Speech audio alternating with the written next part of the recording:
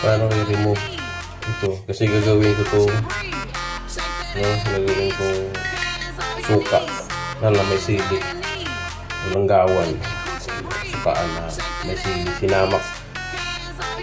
So paano i-remove ito? Kasi may ano to eh, matibay to eh. Paano i-remove yan?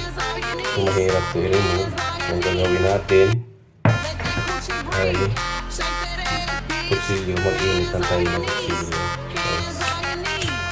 Ayan. So, kutsilyo ng kutsilyo. Initan natin. Kung may kalan kayo, mas maganda. Kasi mainit yung lighter. Tapos tatanggalin lang natin ito. Ito ang pinakaliit niya. Ang plastic na. Matibay niya ito eh. Ayan. Pag natanggal na natin, okay.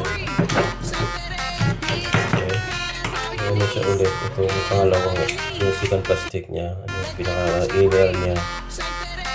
Kailangan tanggalin din. Para maano natin. Kasi yun ang kumakapit. Matibay kasi yan.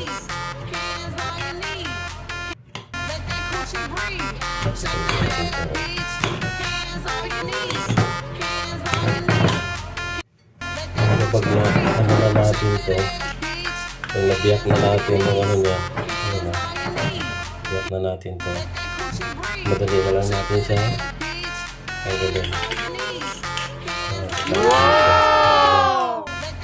Tanggalin siya guys. So meron tayo pang sinamak. Hindi kasi ito basta-basta matatanggal kung ano nila.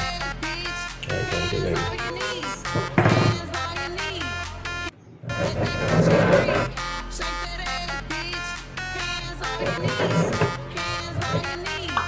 Nice.